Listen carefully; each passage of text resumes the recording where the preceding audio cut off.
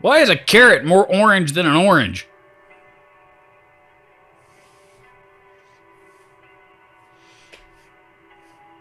Bet you never noticed that before, did you?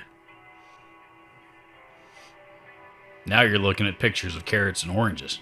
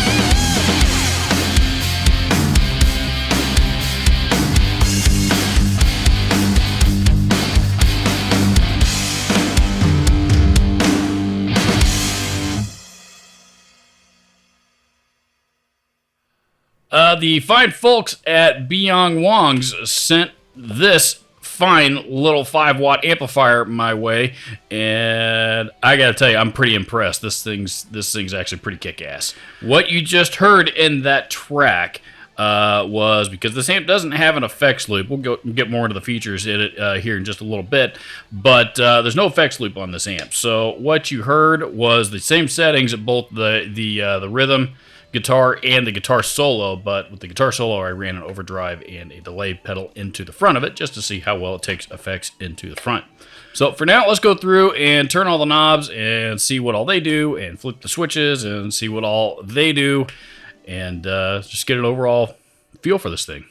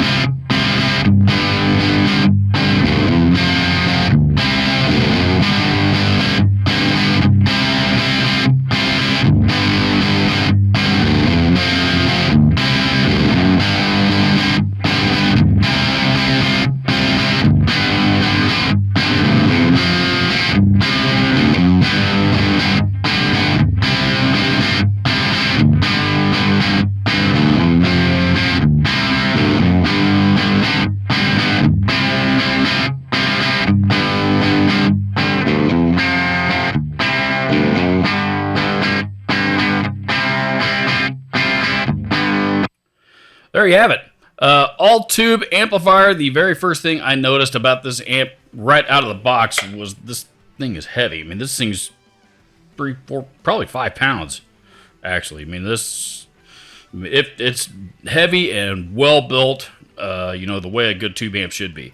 What this is it's basically it's Wangs's take on the old Fender Champ amplifier. That's exactly what this is, and it sounds about as close to a Champ as I could imagine. It's got that kind of that cool, just gritty tube, broken up tube overdrive sound to it, and that's what it does. Wangs did not cheap out on the tubes. Just about every single import tube amp that you buy on the market today will have really cheap tubes on the inside of it. Not this one. This one actually came with, I believe these are Russian-made Electro-Harmonix tubes already installed and biased. That was probably the second thing that I noticed, and I was really, really impressed. Beyond that, there's not a whole lot to this thing. You got 3-band EQ and your volume. They label it as a volume control. It's really volume/gain. Over here, you got your, if you put that switch in the middle, you're in standby mode.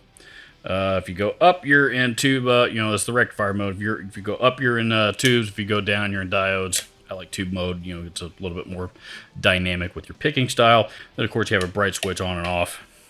On the back, you've got speaker outputs for 8 and 16 ohm, and IEC power cord, and a main voltage selector for 110 or 220 volt. And that is pretty much the extent of it. What do we got here? Two 12AX7s. It's got what looks like two 12AX7 preamp tubes, an EL, I think that's an EL84 power tube, and I think what is a 6Z4, some 6Z4 rectifier tube or something like that. I notice a lot of people, kind of, I don't know about a lot, some people seem to turn their noses up at Beyong. I've pronounced it Byang forever, and I just recently realized I've been pronouncing it wrong. It's actually pronounced Beyong /Wangs. Beyong being the pedal division, Wangs being the amp division. More or less, and people kind of turn their noses up at those brands just because they kind of got the funny name because they're made in China overseas. These guys make really, really nice stuff, really nice gear. I've been impressed with every single piece of their gear that I've ever gotten my hands on. One of the best metal distortion pedals that I've ever played was the Beyond Metal in King killer pedal. I love that thing. And this is obviously, totally opposite end of the spectrum, but still a great, great amplifier. And as of this recording, these things are under $300 brand new on eBay. So links down below if you need them. Comment down below if you want them. Subscribe down below if you haven't. And yeah, adios. We'll see you in the next one.